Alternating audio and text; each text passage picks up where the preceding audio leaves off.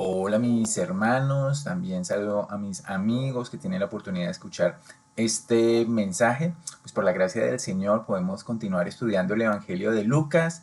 Vamos en el capítulo 17 que iniciamos la semana pasada y el Señor pues nos siga enseñando y siga conformándonos a través del estudio de su palabra y ante todo de la práctica de su palabra, pues de todas las hermosas cosas que el Señor tiene para nosotros. Y desde el capítulo más o menos 15, fíjate que el Señor viene hablando a esa audiencia que está compuesta por sus discípulos, pero también que alcanza hasta los líderes religiosos de la época, fariseos y escribas que estaban escuchando todo lo que dice el Señor. Y el Señor está planteando lo fundamental acerca de la necesidad del Evangelio, la necesidad de descansar en Dios. Y la realidad de que muchas veces la religiosidad, el confiar en las propias obras, en la propia religión, pues no es el camino que agrada al Señor. Porque en el fondo, mis hermanos, todo pecado, sea contra Dios o sea contra otra persona que ofendemos, debajo de todo eso está el orgullo. Y la Biblia ha mostrado a lo largo del Nuevo Testamento y del Antiguo Testamento que, como dice por ejemplo Proverbios 16:5, abominaciones a Jehová todo altivo de corazón. Y una de las características de las 7 cosas que Dios odia, que Dios detesta, los ojos altivos, que son una representación pues finalmente de un corazón orgulloso, por allá en Proverbios 6, 16 y 19. Y el Nuevo Testamento también hace mucho énfasis en esta realidad. Pablo le dice a los romanos en Romanos 12:3, por la gracia que me es dada a cada cual que está entre vosotros, que no tenga más alto concepto que el que debe tener, más alto concepto de sí mismos. Y más adelante, ahí mismo en ese capítulo, dice que los creyentes debemos estar unánimes, no altivos, sino asociados con los humildes. No seáis sabios en vuestra propia opinión. Porque desde la semana pasada que empezamos el capítulo 17, vemos ese énfasis que hacía el Señor. Primero, acerca de esa advertencia que nos hace que tengamos mucho cuidado con ser tropiezo para otros. Y esa advertencia va en el marco de esos distintivos de la humildad que tanto el Señor enfatiza. Porque el orgullo, mis hermanos, se manifestará, se manifiesta en justicia propia, se manifiesta en arrogancia espiritual, se manifiesta en el valor que le damos a las otras personas y las consecuencias de ese valor, que por lo que muchas veces las maltratamos porque ha sido una realidad que el orgullo ha afectado a la humanidad. El mismo Satanás fue expulsado del cielo por orgullo. Adán y Eva fueron desterrados del huerto del Edén por el orgullo y a través de todo el Antiguo y el Nuevo Testamento vemos ejemplo tras ejemplo de reyes, de creyentes, de no creyentes, de personas que tuvieron gran poder, así como de personas que diríamos no tenían ninguna connotación especial, que cometieron grandes errores, que suscitaron contaminación, que suscitaron contiendas por el orgullo. Y recuerde que también veíamos la semana pasada acerca de una característica del corazón humilde, es un corazón que perdona y un corazón que se arrepiente, que está dispuesto no solamente a no maltratar al otro, sino también a perdonarlo, que está dispuesto a reconocer su propia falta y terminábamos hablando del llamado del Señor a perdonar 70 veces 7, las veces que fuera necesario. Y antes de leer el texto que tenemos para hoy, mis hermanos, debemos estar preguntándonos, ¿realmente nuestro corazón está libre totalmente del orgullo? Y creo que todos sabemos la respuesta. Aún nuestro encuentro con el Evangelio tenía que ver con nuestro orgullo, porque por nuestro orgullo a veces nos costaba mucho reconocer realmente nuestro pecado y reconocer nuestra incapacidad para acercarnos a Dios por nuestras propias fuerzas. Fue la gracia del Señor que nos quitó el velo de los ojos, lo que nos permitió ver a Jesucristo como el único camino, la única verdad y la única vida. Porque finalmente el pago, mis hermanos, de los soberbios será la consecuencia eterna de estar lejos de Dios. Si alguien no apela a Cristo, su orgullo mismo ha sido el obstáculo para no reconocer a Cristo, y eso tendrá consecuencias eternas. Y hoy vemos también en la práctica de los creyentes que el orgullo trae consecuencias, a pesar de que el Señor, hemos tenido un encuentro con el Señor, hemos sido salvados, estamos en su mano. Dios permite sufrir las consecuencias de nuestro propio orgullo, y lo veamos en el marco tal vez de la iglesia local, todos los conflictos que puede traer no perdonar, todos los conflictos que puede traer no arrepentirse, todo el mal que significa ser una piedra de tropiezo, un obstáculo en el crecimiento de otro hermano por nuestro orgullo. Y vez tras vez hemos visto que el Señor repite: Dios resiste a los soberbios y da gracia a los humildes. Entonces, pensando en esto y pensando en el auditorio, porque el Señor está hablando a sus discípulos, a sus apóstoles, pero también está hablando acerca de esa realidad de los fariseos, que en gran medida se caracterizaban por su orgullo religioso, por sus logros y su autosuficiencia personal. Como el Señor nos hace un llamado a estar muy atentos a este tema. Entonces vamos hoy a ver 6 versículos que van de la mano con los anteriores. Pareciera que son temas diferentes, pero el contexto, mis hermanos, nos enmarca el verdadero sentido y la verdadera aplicación, la primera aplicación de cada uno de estos versículos. Entonces vamos allá a ver en el libro de Lucas, capítulo 17, versículos 5 al 10. Dice Lucas: dijeron los apóstoles al Señor: aumentanos la fe. Entonces el Señor dijo: si tuvieras fe como un grano de mostaza, podrías decir a este sicómoro: desarráigate y plántate en el mar, y os obedecería. Versículo 7. ¿Quién de vosotros, teniendo un siervo que ara o apacienta ganado, al volver el del campo, luego le dice: pasa, siéntate a la mesa? ¿No le dice más bien: prepara la cena, cíñete y sírveme hasta que haya comido y bebido? Y después de esto, come tú y bebe tú. Versículo número 9. ¿Acaso da gracias al siervo porque hizo lo que se le había mandado? Pienso que no. Así también vosotros, cuando hayáis hecho todo lo que os ha sido ordenado, decid: siervos inútiles somos, pues lo que debíamos hacer, hicimos. Y mis hermanos, vemos aquí aparentemente dos temas desconectados de lo anterior y desconectados entre sí, pero tienen que ver con un común denominador, y después nuestro manejo del orgullo y el llamado del Señor a la humildad, tener un concepto adecuado de nosotros mismos y de lo que el Señor está haciendo en cada uno de nosotros. Entonces aquí vemos la reacción de los apóstoles ante las palabras del Señor. Dijeron los apóstoles al Señor: aumentanos la fe. ¿Y por qué dirían esto? Mis hermanos, porque los retos que se planteaban anteriormente eran retos realmente grandes.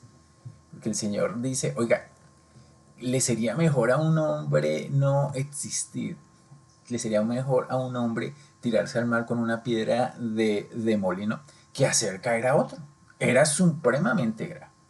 Además de eso, dice: oye, tú debes perdonar, debes buscar el perdón si es necesario, debes arrepentirte también en ese mensaje de tu pecado.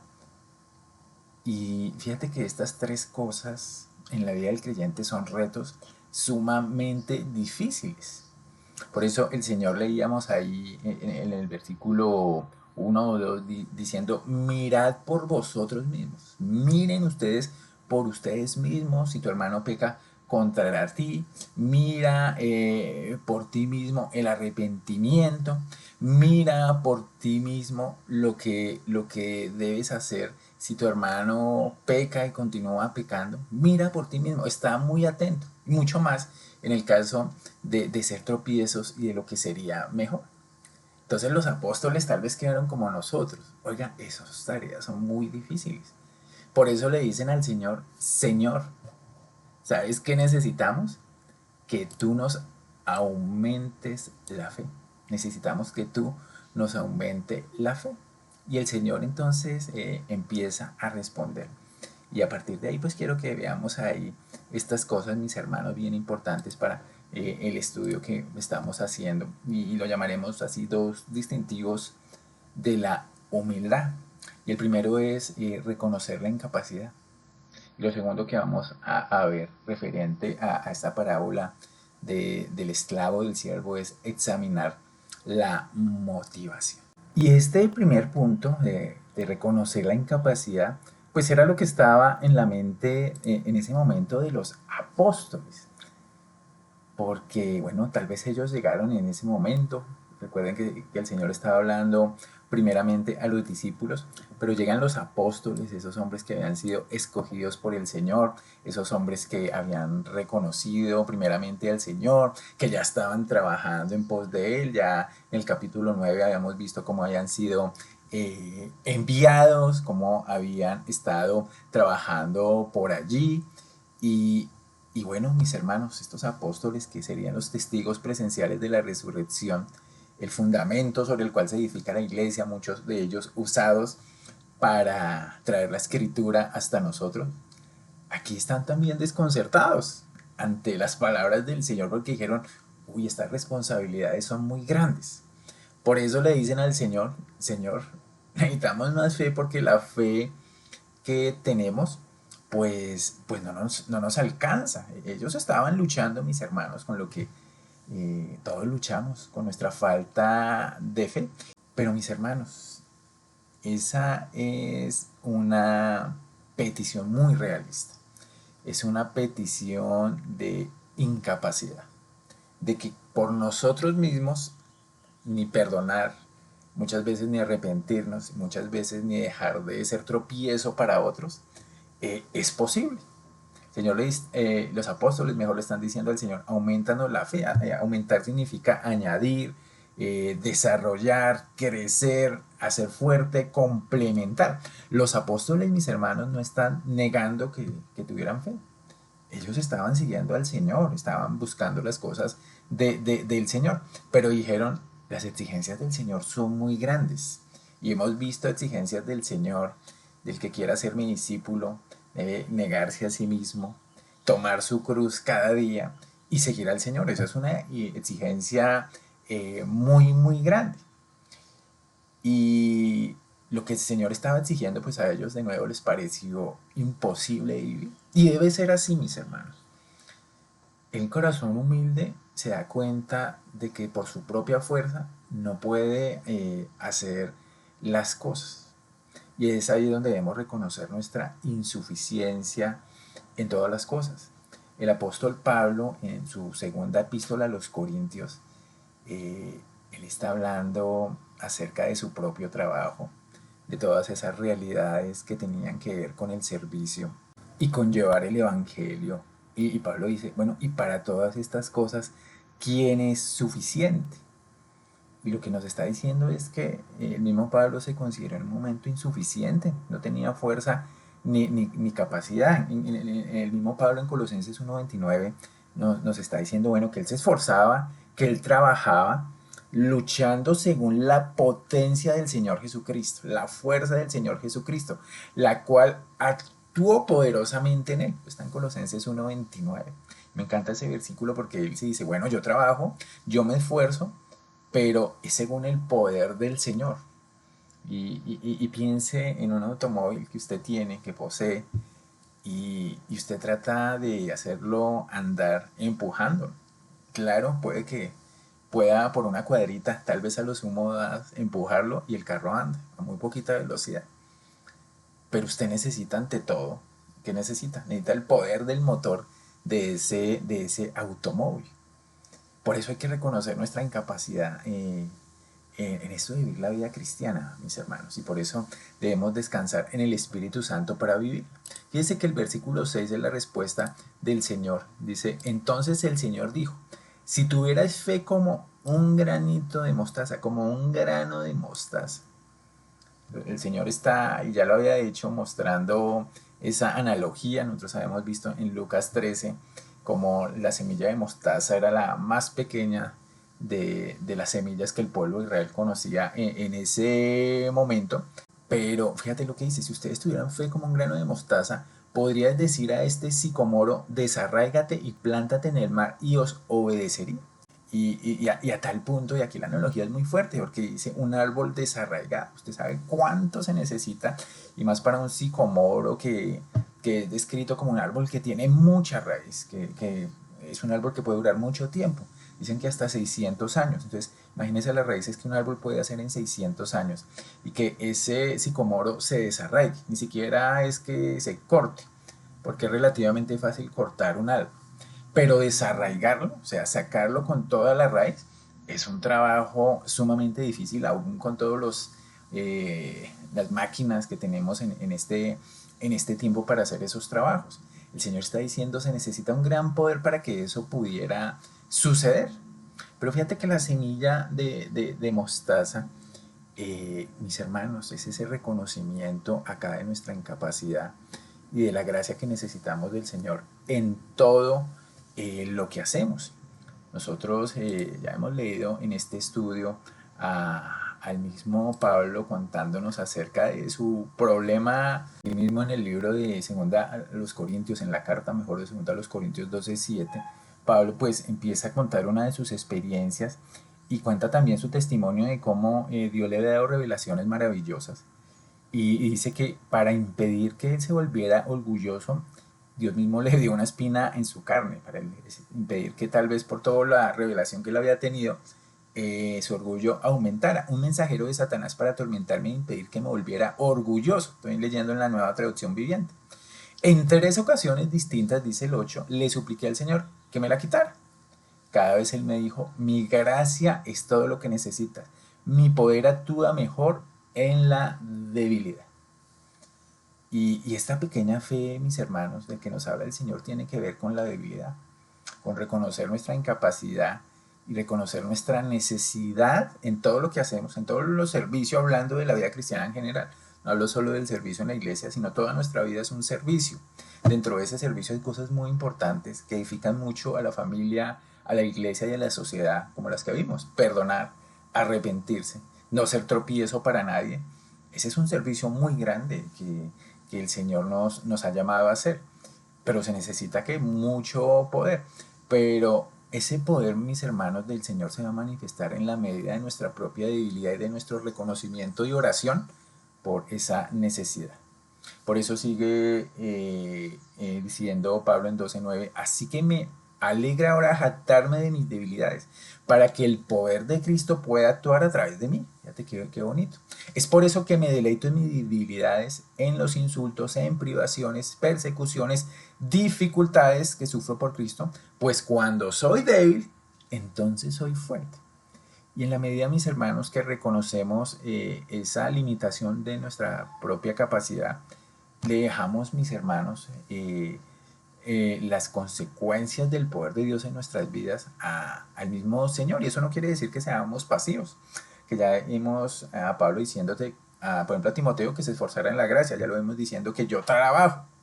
O sea, sí hay un esfuerzo y es parte de la fe, pero hay un reconocimiento de que si el Señor hace algo en mi vida, es para su gloria, no es para mi propia jactancia, sino es para la gloria del Señor y por el poder del Señor. En Efesios 3:20, Pablo también concluye ahí que aquel que es poderoso para hacer todas las cosas mucho más abundante de lo que pedimos o entendemos, según el poder que actúa en nosotros. Mucho más abundante de lo que pedimos o entendemos, porque aún a veces no sabemos pedir. Y dice Santiago que pedimos mal en nuestra oración. Pero el Señor en su poder, mis hermanos, nos da lo que más necesitamos, nos corrige y nos ayuda a reconocer lo que verdaderamente es mejor para nuestra vida, para buscar siempre lo mejor para nuestra vida, que tiene que ver finalmente con la gloria misma del Señor. Entonces el primer llamado aquí que nos hace Lucas, mis hermanos, es a reconocer nuestra propia debilidad, nuestra propia incapacidad y descansar en el poder del Señor. Y vamos a ver una segunda cosa también bien importante a través de esta parábola, y es examinar la motivación. Una parábola que muchas veces ha sido mal entendida, pero fíjate que tenemos un contexto del que estamos hablando, el contexto de la humildad, que a partir del versículo número 7 vamos a ver, porque el Señor empieza a hacer una serie de preguntas importantes y las vamos a subrayar cada una de estas preguntas bien importantes. La primera es, ¿quién de vosotros teniendo un siervo que ara o apacienta un ganado, al volver del campo le dice, pasa, siéntate a la mesa? Oh, es una pregunta retórica para todo. Fíjense que estamos en un contexto histórico y cultural diferente al de nosotros, porque en este momento la esclavitud en el sentido más general era socialmente aceptada. Había muchas personas que tenían esclavos, que eran una propiedad, un esclavo era una propiedad, y como propiedad pues servía a su amo. Y claro, muchas veces cuando el amo era una persona ética, moral, y más cuando el amo tal vez era un creyente, esa persona como siervo, como esclavo, estaba muy bien, era muy respetado y tenía muchos privilegios, pero no por sí mismo, sino por el amo que tenía. El esclavo en el momento que está Lucas escribiendo no tenía legalmente ningún derecho.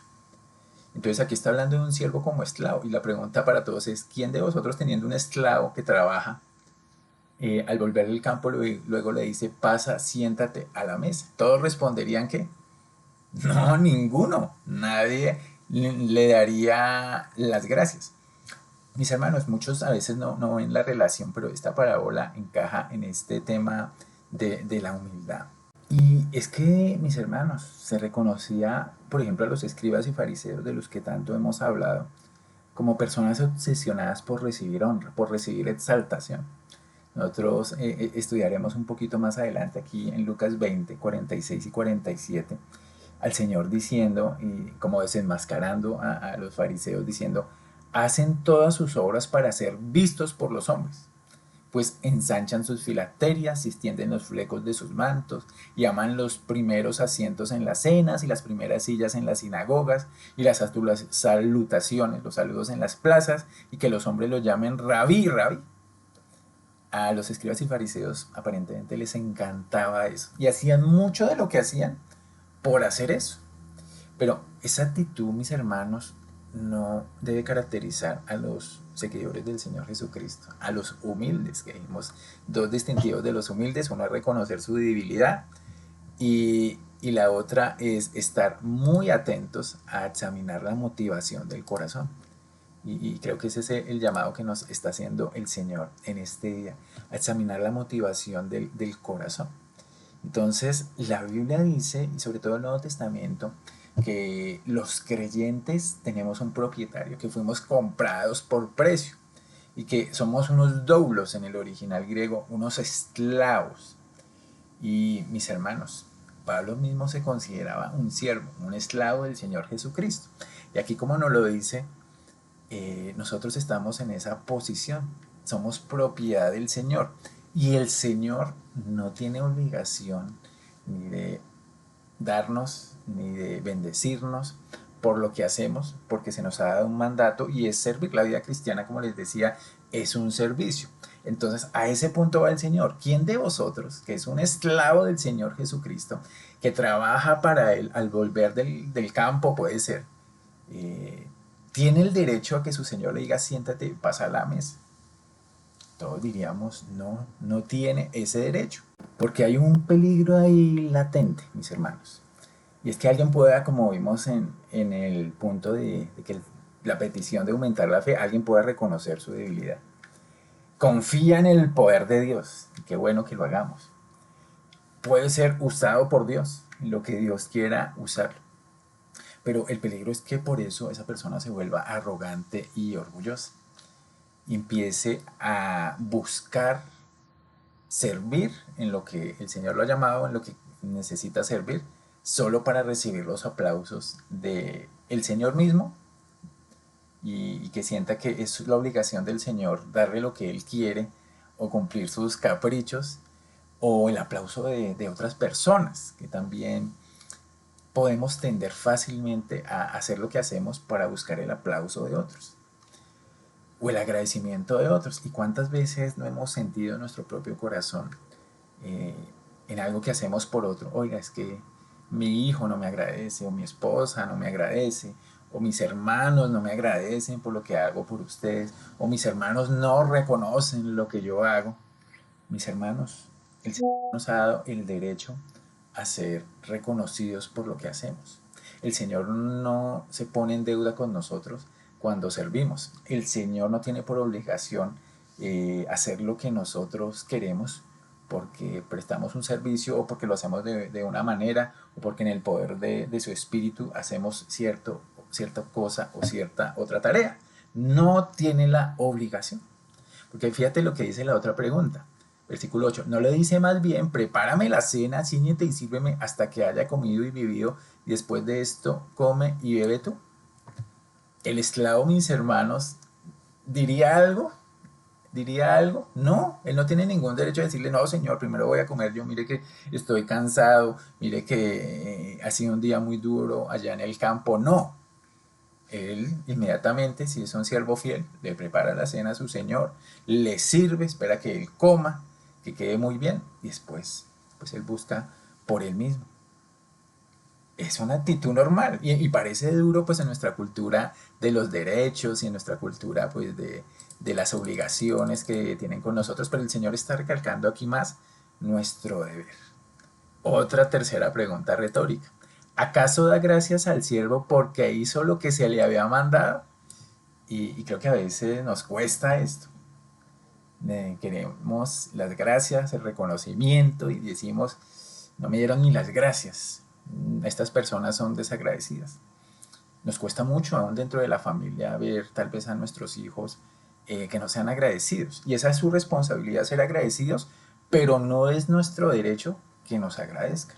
Porque nosotros estamos sirviendo al Dios del cielo al servir a nuestros hijos, a nuestra familia, al proveer para ellos, de la manera que el Señor nos utiliza para proveer para ellos. Que hay algo muy importante que el Señor, fíjate, es el pensamiento del Señor, el que dice, pienso que no. El pensamiento del Señor es muy certero, muy radical. No, no tenemos el derecho. Y entonces va a terminar esto con el versículo número 10, que es la aplicación para nosotros después de la parábola. La parábola es muy sencilla. 3 preguntas.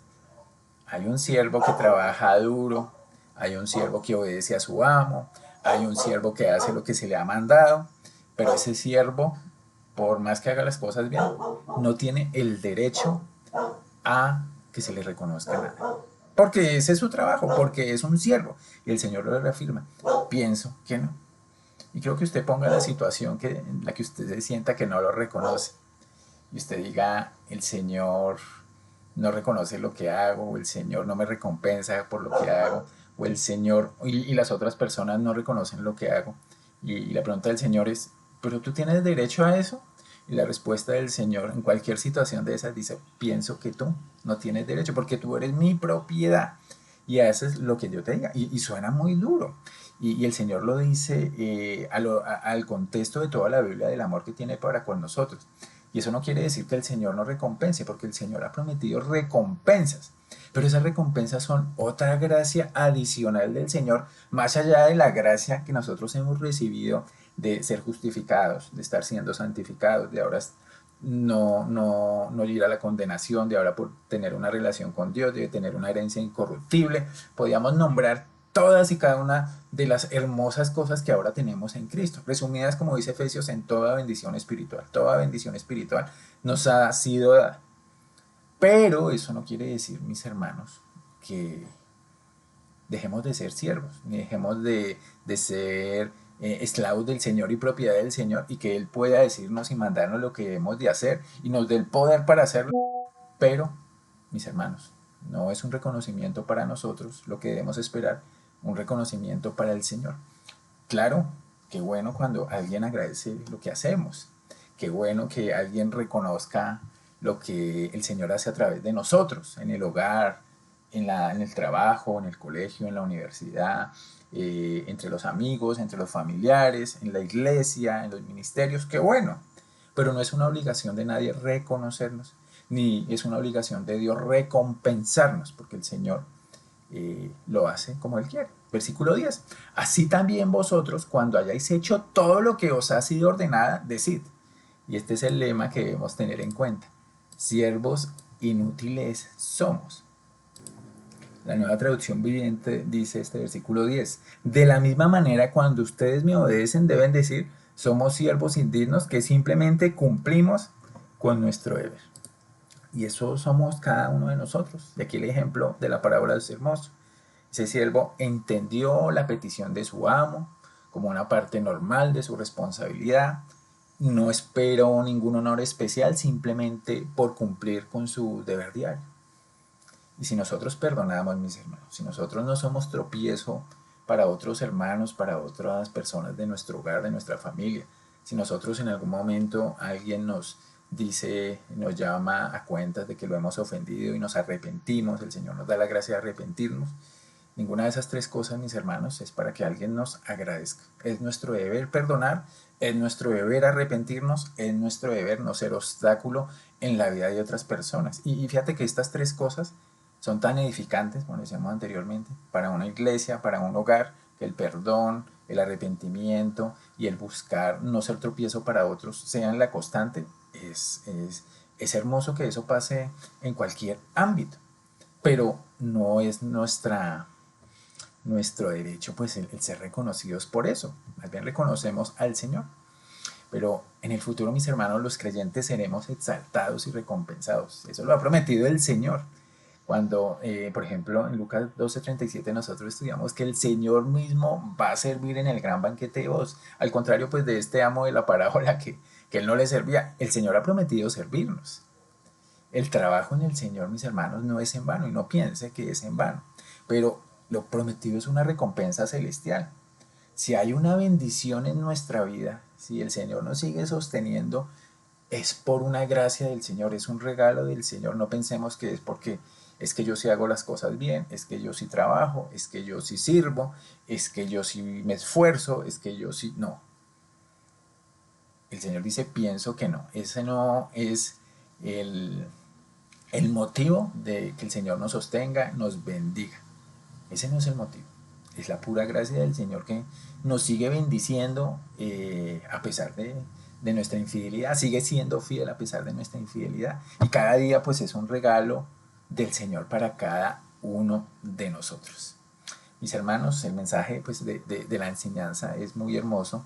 Lo podemos resumir en que cualquiera que se enaltece finalmente será humillado y el que se humilla será enaltecido, citado en Santiago 4:10, en la primera epístola de Pedro 5:6, bueno, en innumerables referencias, que es una realidad que el Señor le encanta resaltar acerca de estos dos distintivos hermosos de la humildad. Primero, reconocer nuestra incapacidad y segundo, examinar la motivación. Y ahí está la tarea, mis hermanos. ¿Estamos reconociendo nuestra incapacidad o estamos siendo autosuficientes en lo que pensamos que hacemos bien? Decimos, es que yo sí estudié, es que yo sí entiendo, es que yo sí trabajo, es que yo sí madrugo, es que yo sí me esfuerzo, es que yo sí soy puntual. Mis hermanos, reconozcamos nuestra incapacidad para todo eso y exaltemos el poder del Señor que nos permite hacer todo eso. Y a veces tendemos a sentirnos por encima de otros por lo que hacemos o por lo que dejamos de hacer. No, ha sido la gracia del Señor con nosotros. Y segundo, examinar la motivación del corazón. ¿Qué estoy buscando concretamente en estos ejemplos de no ser tropiezo, de arrepentirse y de perdonar? ¿Qué estoy buscando con eso? Mi propia exaltación, que yo me exalte a mí mismo, la exaltación de otros, aún la exaltación de Dios.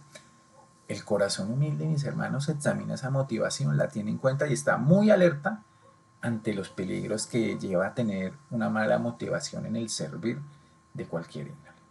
Pues con eso quería terminar este tiempito que tenemos. Espero pues poder vernos el viernes para complementar esto y podamos meditar en estas dos bonitas reflexiones. El Señor los continúe bendiciendo. Un abrazo, mis hermanos. Chao.